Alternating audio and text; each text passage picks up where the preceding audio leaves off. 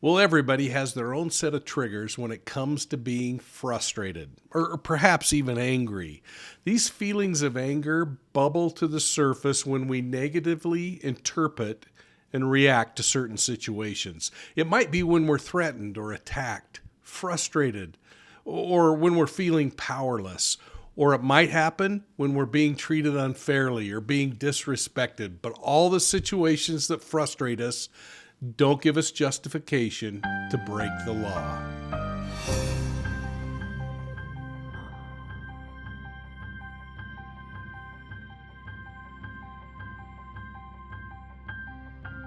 Well, welcome to Profiling Evil, Season 3 of the Academy, and this episode on human aggression and violence. Now, if you're one of my university students, welcome back. And to those of you who are Profiling Evil channel members, thanks so much for your ongoing support.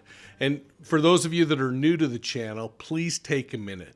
Hit that like and subscribe button and ring the bell so that you get all of our notifications. And remember, folks, you can catch Profiling Evil podcasts on your favorite podcast platform. And make sure you check us out on the World Wide Web at profilingevil.com. Now, today we're going to talk about that finite line that exists between normal frustration, anger, and when it becomes personal and crosses over the line into criminal behavior. Now, aggression is classified as overt or covert social interaction with the intent of inflicting some kind of harm on another person. The real scary thing about aggression is that it can be channeled without provocation. If you watch interactions on TV where angry crowds are talking with the press, you might hear things like, "I was disrespected," or "We're not going to stand for this kind of treatment any longer." Well, human aggression can be classified into direct and non-direct aggression. The former is characterized by these physical and verbal behaviors intended again to cause harm to others. The latter by aggressive behaviors that again are intended to harm through social interaction or directly against an individual. Now, your social science professor might describe it as an unpleasant interaction with another, but it always includes the intent to physically or emotionally harm another person. The experts suggest that aggressive behavior serves as this stress release, kind of a subjective feeling of power. Aggression can take a number of forms, which could be expressed physically, communicated verbally, and communicated non-verbally. Well, some of these examples might include the type of aggression we see in anti-predator situations, basically fear that induces aggression. The list can become really long, though, and I want to include things like territorial aggression for our discussion, especially as we talk about criminal behavior, predatory aggressions. The bottom line seems to me that aggression is the result of uncontrolled frustrations, and acting out aggressiveness seems to be its own kind of reward. I mean, the real measurement of aggression is whether the aggression is hostile and reactive or responsive. So let's explore those just a little bit. And to illustrate this a little more clearly, I'm going to talk about the latter first. Let's go back to my early days as a patrol officer working graveyard shifts. Over the course of a number of years, I became really close with the officers that I worked with. Our squad worked the same shift for 3 months at a time before getting changed or getting the chance to go to a different kind of shift. Now, many of us preferred to work the night shift because it really presented an entirely different kind of policing. Like any profession where employees get close to one another, there were often snide remarks, jokes, and from time to time, orchestrated pranks that were intended to scare the other person. For instance, it wasn't uncommon for an officer to pull a prank on another officer, causing them to jump out of surprise. On one such night, I remember one of those officers that I was working with hiding around the corner of a building while we were searching it. As I rounded the corner, he jumped out in front of me and screamed, hoping to elicit a groan, maybe even hoping I'd fall on the ground trying to get away. Well, to both of our surprise, my response to his prank was to punch him in the face. It was an incredibly aggressive act, but more importantly, folks, my response was a reaction based on a perceived threat and maybe some training. I have to admit, I was startled beyond description, but this is an example of responsive aggression. Now, with that in mind, let's go to the opposite end of the spectrum and think about predatory aggression. When casting this example alongside criminal behavior, I want you to think of somebody who interacts with another with the sole intention of inflicting damage or harm to them.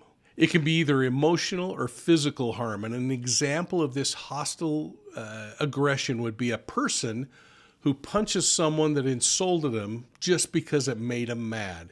But the experts teach us that these kinds of factors, including others like gender, play an important role in human aggression. There are a lot of theories out there that try to explain this, but the common theme I've found is that male aggression tends to produce pain or physical injury, whereas female aggression, that tends to cause psychological or social harm.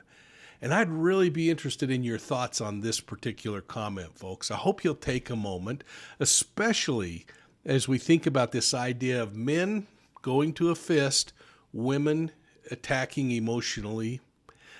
Go back and put your comments down below. Think about this. Read each other's comments and respond, and make sure that you're respectful to each other as you're going to respond here. I'm going to enjoy looking at your comments on this particular topic. Hey, and let's just take a moment and listen to this short video by Josh Friedman of 6seconds.org. It's on the best way to handle angry people. And don't forget to subscribe to Josh's channel for some great tips on leveraging emotional intelligence. You can find those guys at 6 seconds. Let's listen in. What's the best response when someone's angry with you? It's so difficult when you think somebody's angry at you, and it's painful to figure out how to resolve the situation. Now, first I want to say that if you're in an abusive situation, please get help. You can, and you deserve help. For the rest of us in our normal interactions, when somebody's angry at us, often we end up escalating into greater conflict. Sometimes we shut down, sometimes we attack, sometimes we run away. Fight, freeze, and flee. That's our amygdala reacting. In that mode of reactivity, it's really hard to handle the complexity of emotion of anger. So there are a couple of key points that I want to give you. One is to remember that feelings are not the same as thoughts and actions. We conflate them all the time. We say things like, I feel like you're not listening to me. That's a thought. Or we say, this person spoke to me in an angry way. Well, speaking is an action. So if you can distinguish between these and really get the idea that the feeling is the internal emotional temperature, the thought is the way we're evaluating and assessing the situation, and the action is what we're doing. If we can tease those apart, we can actually handle the anger in a really constructive, helpful way by validating and saying, I get that you're angry. I hear that anger. Let's talk about it. It helps if you understand what anger is really all about, and we have a video that'll explain it to you. But the key thing here is to not just reject the anger. Reject and challenge the thoughts and the actions. Set limits on what you'll allow to be done near and to and with you in the actions. Set limits about the degree to which you're willing to confront fallacies of thinking or somebody misunderstanding.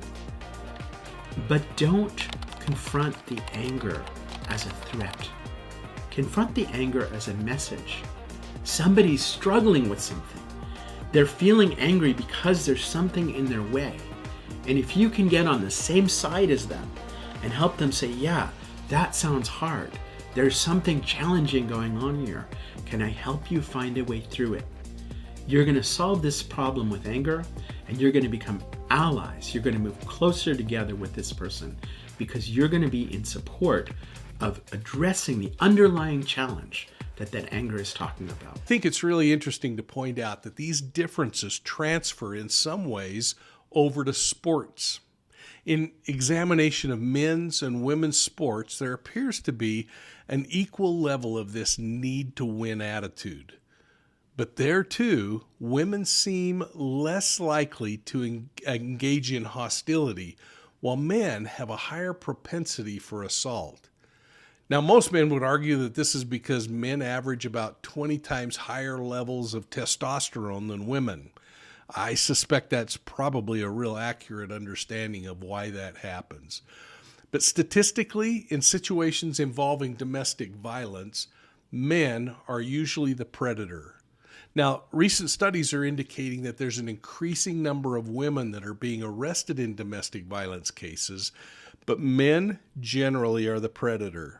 In many U.S. states, women now account for a third of all domestic violence arrests, though, and that's up from about 10% 10 years ago. So that's a big jump. These new statistics reflect a reality that was documented in research that women are perpetrators as well as victims of family violence. Now, some argue that the number isn't increasing, but this statistical swing has more to do with the common acceptance for men to report female violence cases. In other words, men are becoming a little more comfortable calling law enforcement and saying, "I was beat by this woman." Again, I'm going to look for your comments on this one. And in keeping with that constant discussion that we have around nature versus nurture, there's also good evidence that suggests that our genes and our environment may cause some of these aggressive behaviors. There's no question, folks, that assault crimes increase on the hot summer nights compared to winter nights where the temperatures are much colder. But again, I think those are things that are worth exploring. The bottom line is that there will always be people who try to blame their aggressive behaviors on something other than their evil decision to exert power, control, and dominion over another person. Now, we can put as much frosting on this as we'd like, but I believe that it still boils down to making a decision. I believe, regardless of the situation that you were raised in, that the majority of people understand what society's standards are, and it's the criminal that chooses to act out, to hurt and punish others, and violate those standards regardless. Some scholars believe that behaviors like aggression may be partially learned by watching and imitating aggressive people's behavior. Others conclude that witnessing bad behavior has little effect on how the viewer reacts later in life about their situation. There's also research that questions whether playing violent video games, participating in youth violence, or bullying has any effect on these things. I just can't get a sense of this, but one study suggests there's a smaller effect of violent video games on aggression than's been found on television violence on aggression. So in fairness, we got to think about what the researchers conclude, and that is that there's insufficient evidence to link video game violence and sometimes television violence with aggression. This just doesn't sit well with me, though, and I'm going to be interested in your thoughts on this particular matter. I mean, do you think witnessing violence, participating in violent video games, or even participating in some forms of violence during your youth can negatively impact your ability to show empathy and compassion? Put your answer down below, and once again, read over each other's, respond to each other, and be respectful in the way that you respond. Well, here's something that this group of experts seem to agree on, and it pertains to aggressive behavior. The American Academy of Pediatrics says the best way to prevent aggressive behavior is to give your children a stable, secure life with firm, loving discipline and full-time supervision. So here you go. What are your thoughts? Would you please take a moment and enter them down below? This episode is part of the Profiling Evil Academy Season 3, and it's a great opportunity for you to take some time and read over the comments of others, study the resource material that I put down below, and learn as much as you can about this particular topic. I hope that you're enjoying this and that you'll take time to share Profiling Evil's Academy with your friends. Please make sure you're hitting that like and subscribe button and ring the bell so you're getting all of our notifications on other videos just like this one. And thanks again for supporting Profiling Evil. We'll see you all soon at the next crime scene.